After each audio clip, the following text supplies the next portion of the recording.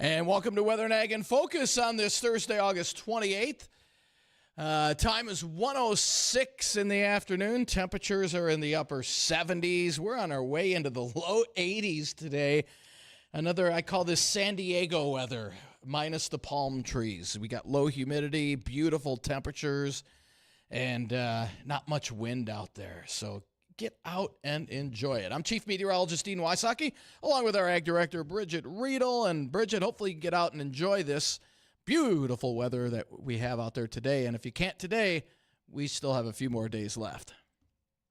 Hey, make sure that you put your bug spray on. The mosquitoes are thick in those areas next to trees and so forth because, holy cow, there's not a breath of wind out there. It's already late August. It's not like we're looking to be spraying much as far as fields are concerned, but this would have been ideal spray weather, say in June. Right? Yeah. I mean, all week we've had generally light winds, and boy, this time of the year, that's definitely hard to find. No doubt about it. No doubt about it. And we've got some dry weather too that's going to continue. Earlier in the week, we were worried about possible rain over the holiday weekend, but it looks like that is going to stay to our south. If you are going into Lakes Country, let's say from Fergus, Alex, southward towards the cities, that looks wet. It also looks wet down in South Dakota if you have any travel plans going that way. But our area looks absolutely okay. Looks like it's going to remain dry. With temperatures today in the low 80s, we'll bottom out at 60 tonight, partly cloudy for Friday, Saturday, Sunday, and Monday. With all of those days, highs in the low 80s with light winds. We'll see a few more clouds over the weekend compared to what we got now, but still a really nice upcoming holiday weekend. Slight chance for a few showers on late on Labor Day, and then a better chance Tuesday on a cold front. And then by Wednesday, it looks like we'll probably have highs that are stuck in the 50s most of the day and wind. So, yeah, next Wednesday, we'll just give you a heads up. It's going to feel chilly compared to what we got right now. Well, a little bit chillier, but nonetheless, it's still going to be, pretty reasonable weather for September, end of August. These are the days where it's been warm during the day and our evenings have cooled down really nicely. I'm sure a lot of you are opening up the house. Don't have to run the air conditioner quite as much as we were before, which That's is always a nice little change. Yeah. I had the windows open not last night, but the night before.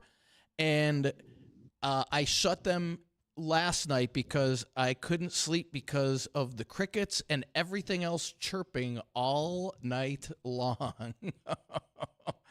So I am that person that literally yelled out the window this morning to the squirrels, shut up, because there's a lot of chatter in the trees right outside my window. I'm like, that's enough. Did they listen? I don't need you to. I think they went to the neighbors, so that was fine. Okay. They're gone. Well, then it They're worked. out of the way. Then it worked. Then it worked.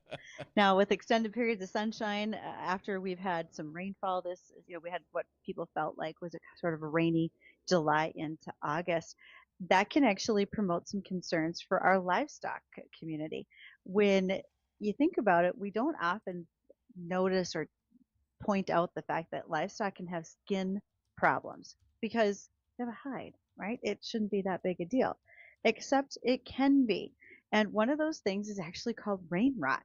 I didn't even know this existed. Rain rot happens after severe, prolonged periods of wet weather, and it actually starts as a minor skin irritation for cattle, but then it quickly worsens without proper care. You're going to see crusty matted hair, patchy hair loss. Typically starts on an animal's back or around their feet.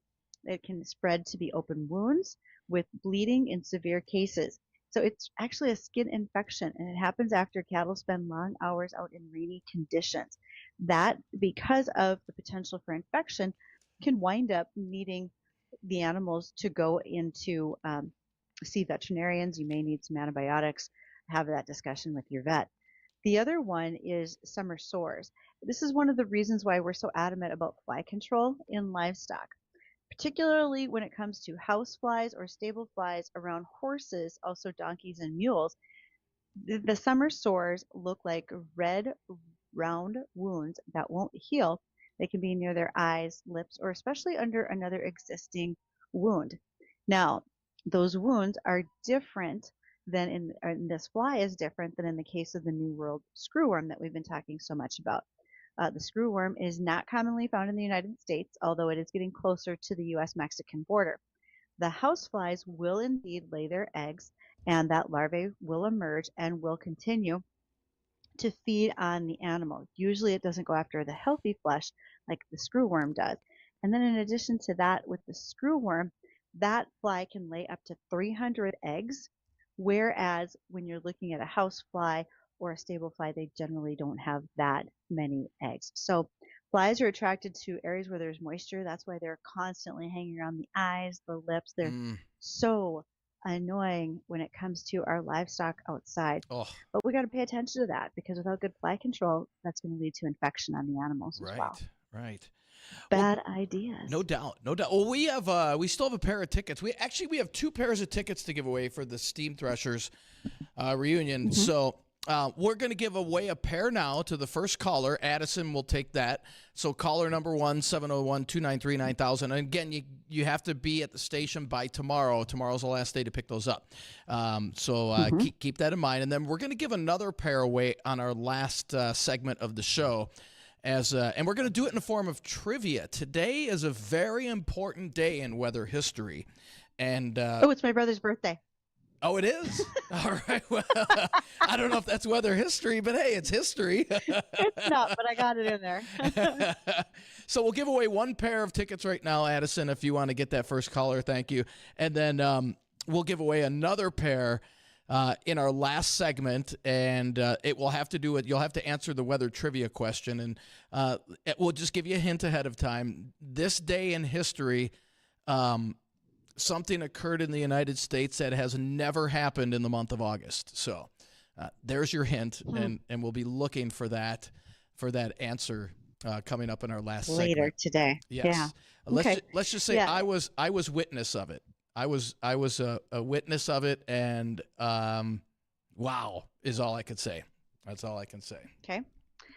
Well, and I think for folks that if you have not been to the Steam Threshers reunion, even if you don't win tickets from us today, you're just going to want to take the time to go. The weather looks absolutely pleasant to be out and about. Again, we're going to be looking at vintage tractors all the way from the wood and coal-fired Rumleys through what we see today as maybe it's considered vintage, but some of those tractors that were most popular in the 60s and 70s even.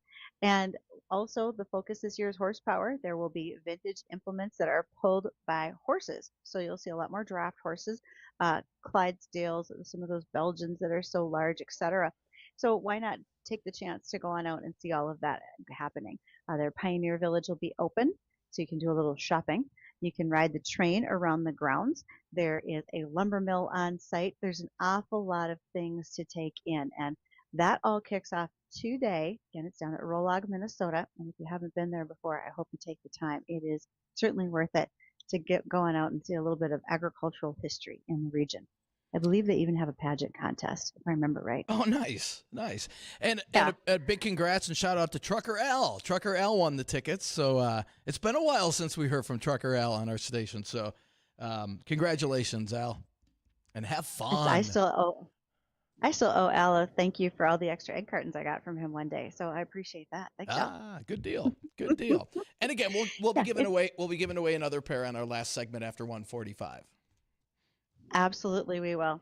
And don't forget that if you are thinking about or you have someone in mind to be our assistant ag director for a day, make sure you're submitting those names to us. We're looking forward to having students join us through the school year, so we never can plan ahead too far. And students will join us whether we're going to be recording ads in sales meetings. Certainly when we're on air, they will help us answer questions for headlines of the day. They will help us interview guests and so much more. So it's really a great internship for a day. It's an opportunity to see what happens behind the scenes when you're doing radio, the prep work that goes into it, and then also the full on-air segments that we do as well. So if you have students who are interested, would love to hear from you or from them. I have an application. You can reach out to me, ag@flagfamily.com, and I'll be happy to share that. Throughout the day today, you can reach us on the JLA Insurance phone line, 701-293-9000. And you can be following us on Facebook, YouTube, and Acres TV under Weather and Ag in Focus. Appreciate all the times that you're watching, sending comments, and letting us know not only story ideas, but what's happening in your neighborhood. Like yesterday, I had a message from Teresa combining wheat up near Lancaster, Minnesota. Those updates are excellent. Same as where weather updates. We like to hear what those might be about as well. So today we will be talking with Scott Sanders from Peterson Farm Seed. Peterson Farm Seed has been one of the sponsors of our 20 acres of wheat this year for Here We Grow 2025. We're going to visit with Scott about the wheat, about what's going on over at Peterson Farm Seed, and so much more. Looking forward to asking questions of him. Also, that's my cue to remember that I got to go get those field signs down. And if you haven't sent me your yield guess yet, today would be your day. You can send those over to me, ag@flagfamily.com. Guess what you think our yield was on our wheat field, and we'll be revealing that very soon. And that winner will receive a rain gauge from Darter Plastics, as well as a $100 gift card. So, time for the livestock update from the American Ag Network. When we return, we'll be talking with Scott from Peterson Farm Seed.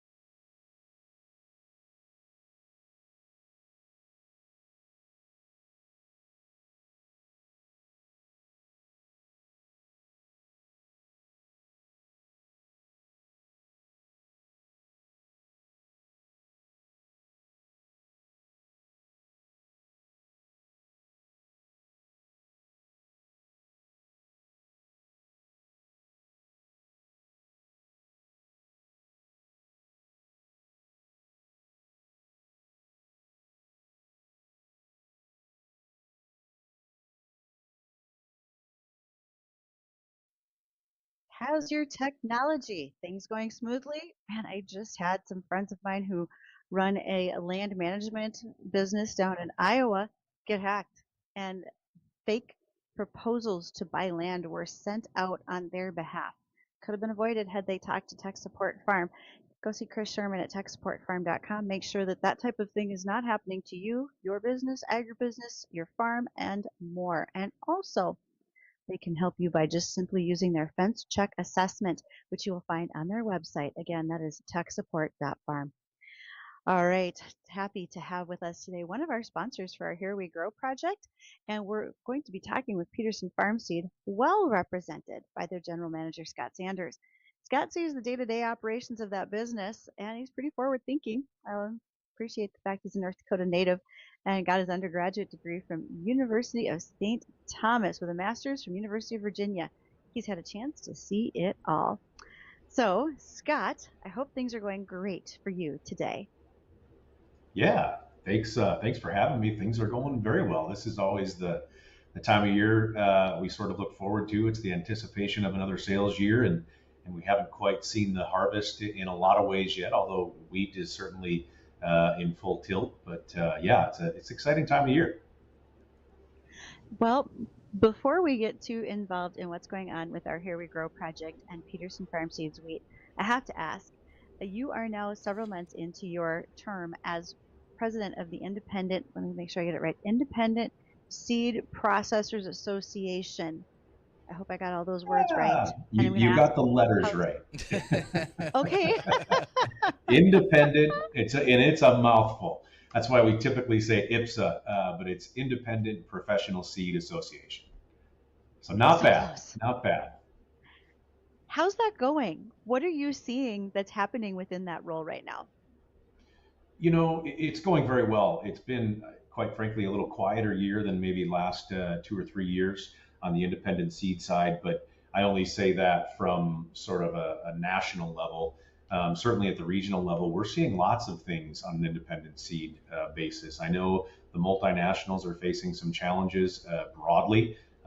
Bayer is certainly well read in the news. Corteva is coming on larger in terms of their licensing efforts to the independent seed companies with the addition of more genetics within the E3 soybean varieties, and then as well as their PowerCore and Enlist corn is certainly starting to take up online. So lots of things going on from a product standpoint on the independent side, but more of the same in terms of contraction and brand confusion out there with which independent companies are associated, which ones are still doing well, which ones maybe are not.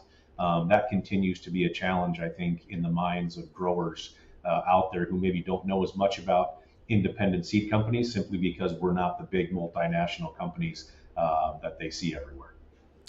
And Scott, from a city boy's standpoint, not knowing a whole lot about farming until I moved up here, went out on the combine last week with our Here We Grow project, and as we were harvesting the wheat, and the first thing I was thinking of, and I was asking our farmer Michael, I'm like, well, why do you use Peterson seeds? And he said, because I think it's the best out there. So I'll ask you, Scott, what makes Peterson seeds stand out above the competition? I appreciate that question. We think one of the biggest differentiators with Peterson, and I don't want to turn this into a commercial, but really it is our research and then how we handle our seed. We know that everything we grow with our production growers will end up, for the most part, in a bag being sold to one of our customers. So it starts with first selecting the right production growers, very skilled farmers who do things operationally and agronomically focused. It starts there, and then once the harvest starts to hit, like the times that we're in now, we look to get samples right off of the combine. We set that through a series of QA standards that our standards are typically pretty high. Once those are passed, then we bring that sample, or excuse me, that lot of seed in. We independently verify all of the QA statistics that we're looking for. So we send that off to an independent third party to verify and get us things like germination rates, moisture rates, so that we know exactly what we're dealing with. And then once we have that data, we will select those particular lots that will be our best seed. We run that through our state-of-the-art plant, and it ends up in a bag, tote, or bin, depending on the type of operation you're looking at. So it really is not as simple as growing it, shipping it to Peterson, and we package it. There's a lot of quality assurance steps along the way that make as we like to say, the best seed is grown, or I should say, Peterson seed grows up to be the best seed out there. We like to say that quite a bit. And what happens to the seed that doesn't make the cut? Sure. Typically, that's just handled like any other operation. We will sell that to the local elevator. Either that will be done by the grower themselves, or if it's something that we've brought in and have not or made the determination not to turn into seed for the following year, we will just sell that to the elevator as we typically do, unless, of course, it's one of our protected varieties, in which point we'll just have a destroy process that takes over. Gotcha. Okay. Scott, before we go to our bottom of the hour news, I do have one question that I want to talk about on a more of a global scale before we go to some agronomics after our break. And that question is, when we look at where commodity prices are right now, we haven't even started harvest on our soybeans and corn as of yet. Are you getting any indications from farmers what their planting intentions might look like for 26? China hasn't bought any soybeans. Folks aren't really excited about commodity prices. How are you going to plan for that? And what do you think farmers are talking about with you right now? Sure. It's a great question. It's one that I hear quite a bit. And I think a lot of our sales reps talking with individual growers are facing on a daily basis. We do have depressed commodity prices, and a lot of that is due to an oversupply currently, which is driven from export issues. And when you have your largest customer in China going through the tariff issues that they're going through with the United States, that obviously puts a strain on prices. And then add into that the increased input prices for our farmers, that is squeezing margins. The X factor that I think creates more of a short-term decision-making opportunity, and one I think we're seeing folks hesitate on what to do for plans, is because we're one tweet away or one headline away from China, and you can see our soybean price spike. And that makes a big difference to growers, especially when the corn and soy ratio is sort of leaning at this point maybe towards soybean, but for the past 12 months, it's really leaned towards corn.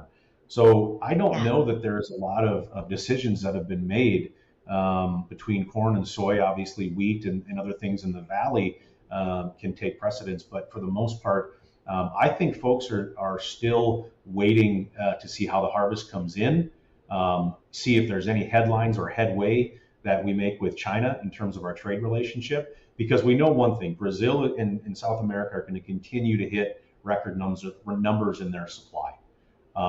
So, I think that those decisions are going to be made here in the next 30 to 60 days, but I don't think they're going to be as solid as, say, in years past where plans were a little bit written in ink. I think we're seeing more plans written in pencil, kind of waiting for prices to break out one way or the other. Oh, I think that's a pretty fair statement. So, going to have more questions to ask, especially when we are going to visit about rolls. That would be the Peterson Farm Seed that went out to our field this year. And now that we're harvested, we've got some agronomic questions. And I promise they're not too tough, Scott, just because you said, Perfect. I'm good with these. But I don't know if I want to talk about, tar spot and corn. So I get it. We're going to talk about this and Always so much want more. to put a better expert in front of you. All right. Thank you. You're the guy, Scott. Okay, we'll be right back.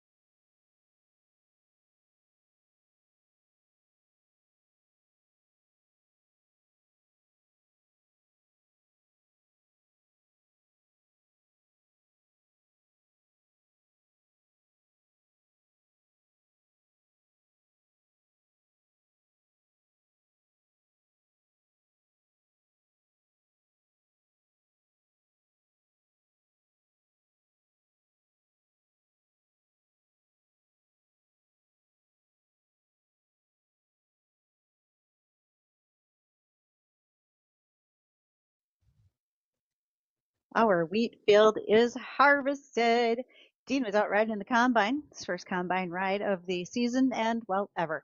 But it went so well that we're soon going to be able to announce the winner of our contest, what your yield guesses were, who won that.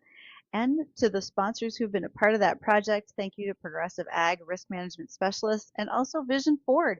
If you are considering a change in vehicles, go check things out at Vision Ford in Wahpeton. In fact, if you see something online that you want to look at, they'll even bring it to you. You don't even have to make the trip to Wahpeton. We are also joined today by one of our sponsors, Peterson Farm Seed. Scott Sanders, who is the general manager, is joining us.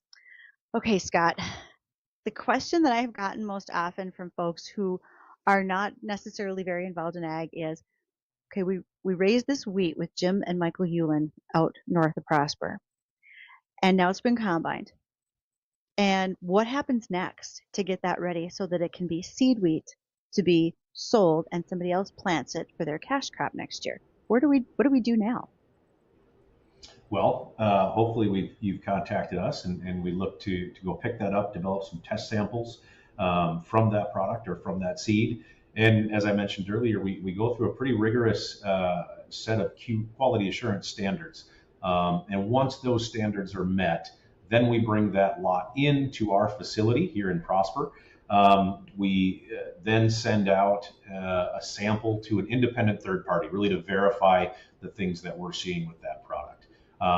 As we say, only the best grow up to be Peterson Farm Seed.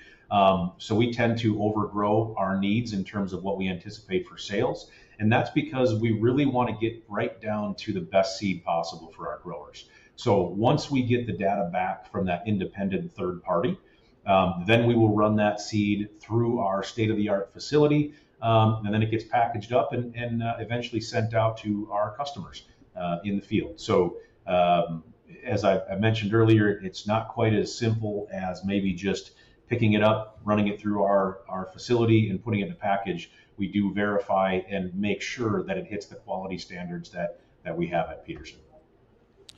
I appreciate you going back through that process the second time, Scott, because sometimes we forget what that timeline looks like.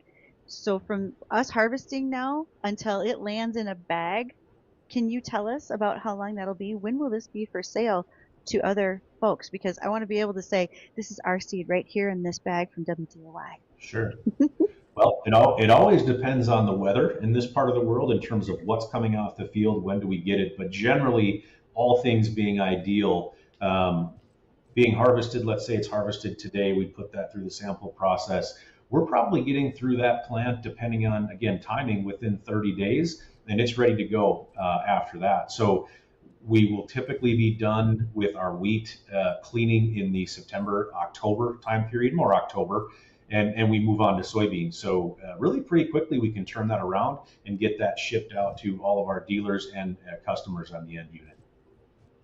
And Scott, can you tell us, is there anything new in the lineup for either corn or soybeans for next year, for next growing season? Yeah, there is. We're pretty excited. Corn is really, we started out in soybeans, as you probably know, 30 years ago, and corn is something we introduced to our customer base, probably 22 years ago.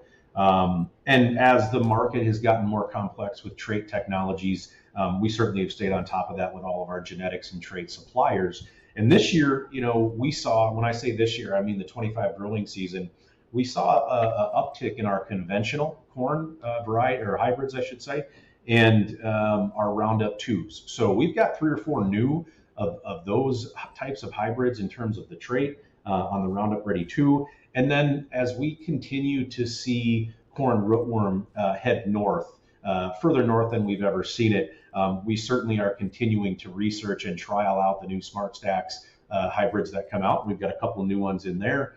And we continue to partner, as Carl is fond of saying, we are friends with everyone, enemies to no one. So we're very much invested with our corn partner, Corteva, as they bring out new Enlist Power Core hybrids to the market.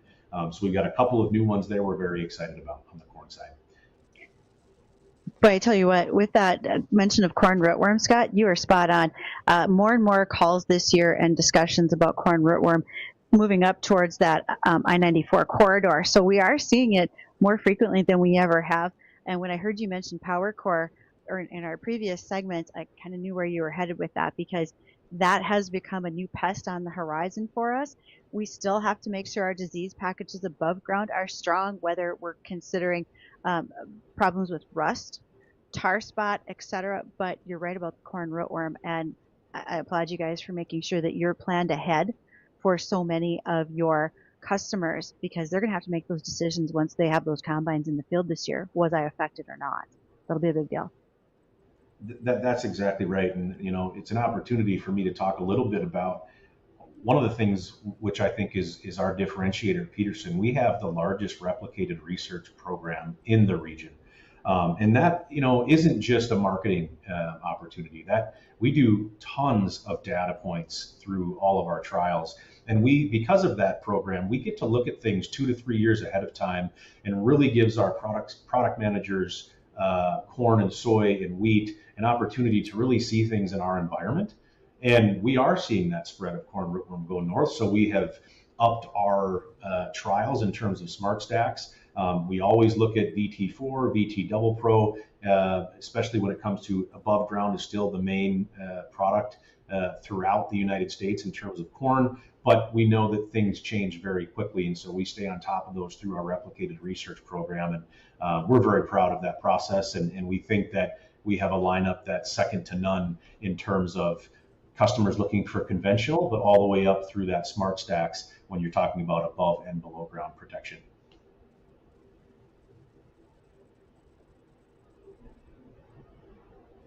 I think our mic is, listener. there we go. Yeah, there we go. So we have a listener who asked a question, because she's not in ag, but she's wondering, when you say we clean the wheat seed, she's envisioning like we wash it like we'd wash potatoes, but that's not really what we do. And then what comes out when we clean it? Sure.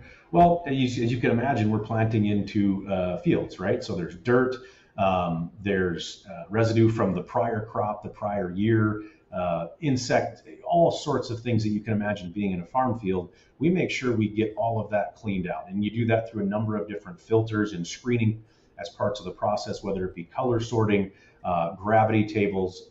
We have, I believe, 3 different cycles that we run to ensure that that seed is perfectly clean. And what the end product is that pure seed that comes through to the bag. And we take great pride in that. And if you ask around, you will hear that the Peterson Farm seed just has a different look when you look into that bag. And we take a lot of pride in that. That is an excellent point. And for folks who might be wondering, this is last year's, this was your 3rd annual Field Insights. I'm hoping a new book is coming out soon, because you do great educational pieces in here, such as being able to identify Goss's wilt and northern corn leaf blight. There's an article in here on how we're seeing SDS on the rise in soybeans. So any timeline when the book is coming out? I hope I'm not the only one who's going to be picking up a copy.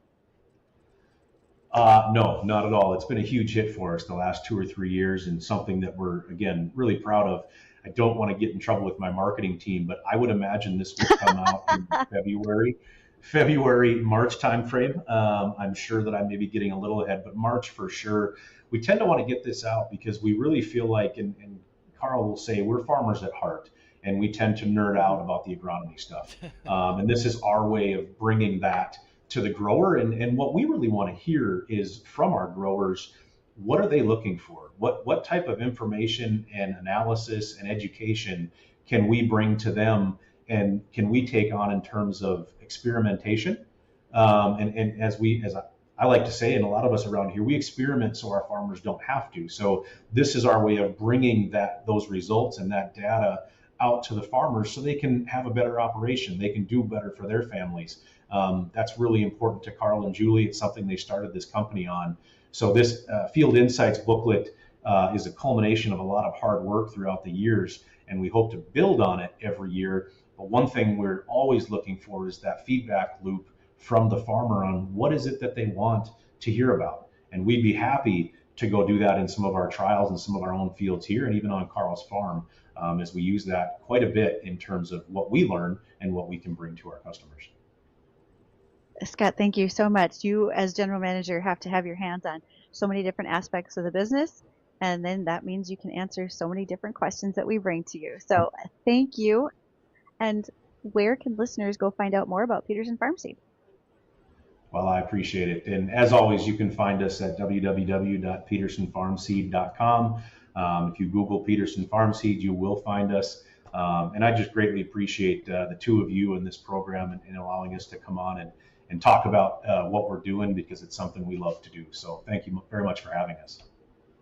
Well, thanks for joining us, Scott. Much appreciated. And when we come back, we're going to have one more pair of tickets to give away for the Steam Threshers reunion.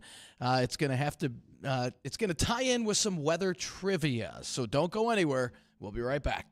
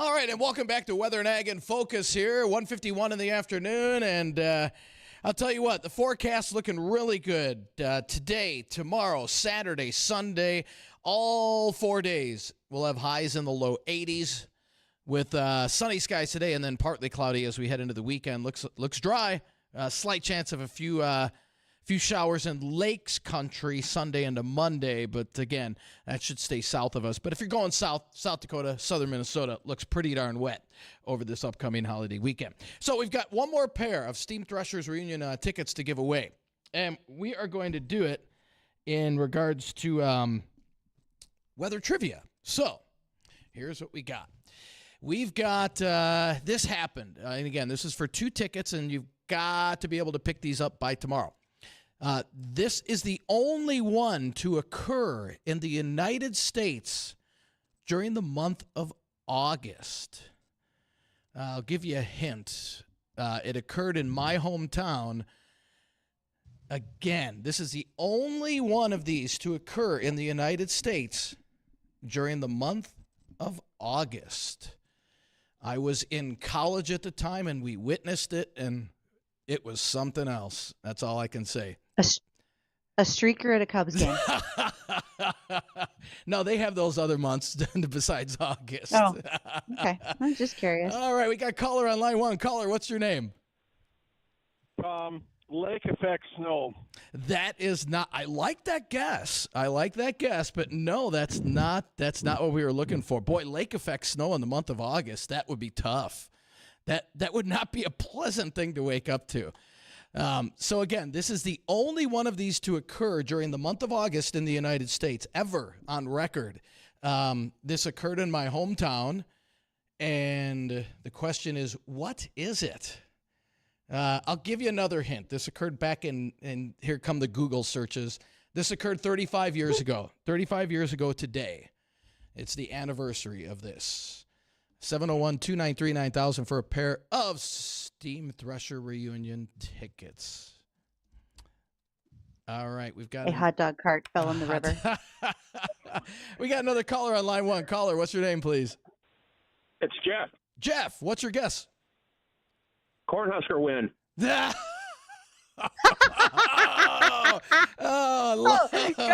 Give Jeff, him something man. for that. All right, Jeff. I believe we have extra tickets up. Jeff, we're going to put 2 downstairs for you. You know where the station is at, right? Yeah, thanks, buddy. Thanks, Jeff. That's classic. The only... Gosh, I can't believe he didn't say, don't worry, I'll get my tickets next year when the Huskers win. Yeah, right. Oh, man. Rats. So, all right, Jeff, we'll hold... I got to make a note of this to hold a couple of... Oh, do you have them? All right. Addison's got them. Thanks, Addison. So, all right, once again, we've got a few more minutes left. This occurred 35 years ago. It's the only one to happen in the month of August in the United States. Again, 35 years ago this happened, and it's the only one to happen in the United States. This occurred in my hometown where I grew up. So 701-293-9000 for a pair of those Steam Thresher Reunion tickets. So, Bridgette, you want to hit a couple of ag topics before? Well, I was gonna make another guess about women in Aquanet and a strong wind, but I'll wait. I'll hold that. That would be about 35 years ago. That would fit Believe in. me. That would well fit aware. in too. Yep, well aware. Okay, for those of you who are on the bandwagon for raw milk, I have no problem with that. I just want to reiterate, always know your source, where it's coming from, so that you make sure that you understand the sanitation practices. So that's okay. Addison was talking to me. I'm like, what? Huh? Hold on. So, okay. When it comes to raw milk, it's non-pasteurized. So it can be a carrier for E. coli, can also be a carrier for other bacteria that can cause stomach cramps, vomiting, even diarrhea. So make sure you know where your raw milk is coming from and that it's good sanitation practices. Down in Florida, they just had 21 cases of an E. coli infection due to raw milk. So also a good idea not to give it to kids. you don't want to just jump in and everybody goes today from pasteurized to tomorrow to raw milk, because we do know that that can be very upsetting to everyone's stomach and health systems. So be careful. All right. And we've got a caller on line one. Caller, what's your name? Hello. Hello. Can we get your name? Hello? Yeah. Julie? Julie, what's your guess? The E5 known as the Plainfield tornado. Bingo. Yeah. Unfortunately, yeah, this is the anniversary of that. Unfortunately, 29 people were killed, over 350 injured. Only EF5 tornado had hit the United States, and I was in college at the time, and we were witnessing this as it was developing. It went from north central Illinois all the way through Plainfield, and we witnessed it as it was starting to develop. And when I heard it hit my hometown, we rushed down there. It was just absolutely devastation. Totally destroyed the high school. Something that people that grew up in Plainfield, Illinois, will never, ever forget. And pretty amazing. It was the only EF5 to ever hit the United States during the month of August. Wow. Yeah. So, well, Julie, congratulations. You know where our studio is at, correct? I do not. Okay, it's right next to Thunder Road. You know where that's at? I do. Okay, yeah, so we're right next to Thunder Road, and just stop by before the close of business tomorrow to get your tickets. Sounds good. Thank you so much. Excellent, thanks, and have fun. Thank you. You bet. All right, so I should have asked her if Google helped her. Maybe. Yeah. But we've talked about it before. So I do remember that you have made mention of this tornado that passed through there. So I kind of figured it had to do with the tornado at this point. Right. Yeah. God, 35 years ago. Now I really feel old. I was in college at the time. You're only 72. I don't know what you're upset about. There's days I feel like it. Does that count? Just here to help. Yeah, I can tell. Well, for Bridgette and myself, we want to thank everybody for joining us here on Weather and Ag in Focus. Get out and enjoy this lovely weather. The Jay Thomas Show is coming up next.